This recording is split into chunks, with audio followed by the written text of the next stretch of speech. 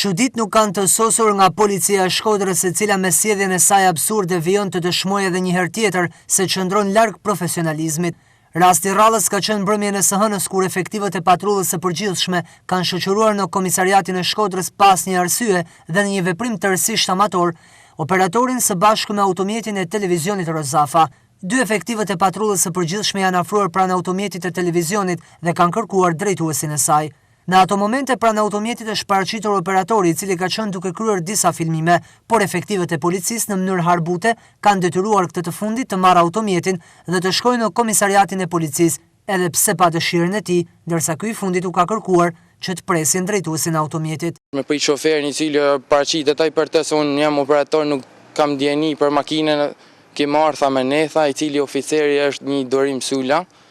i patrusa. Kemë ardhë mba ne, thash, me prit shoferin, i cili ka me folë për rreth makinë se me operator, në bëj vetëm punën teme si operator, kur më tha kemë ardhë, më kanë ushtru presion psikologjik gjatë rrugës, cilën më thanin me ecë me nisë makinën,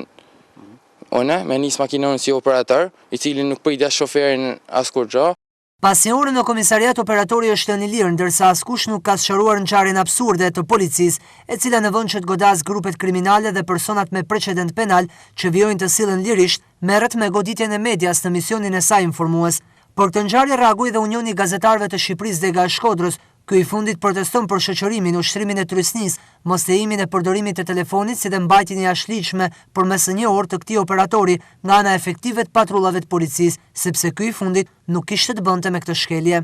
Unioni i Gazetarëve i kërkon drejtuesve të policisë së Shkodrës dhe drejtorisë së përgjithshme ta shqyrtojnë me seriozitet këtë incident dhe të marrë masa ndëshkimi për këtë shkelje flagrante në radhë të parë të drejtave të njerëzit dhe aq më tepër ndaj të drejtës së një punonjësi të medias për arsyet misionit fisnik të punës që bën informimin e publikut. Në të njëjtën linjë reagimi ka qenë edhe Dega e Partisë Demokratike në Shkodër, duke dënuar sjelljen e policisë. Partia Demokratike i kërkon institucioneve përkatëse të nisin hetimet ndaj oficerëve të policisë për dhunën e ushtruar ndaj punonjësit medias.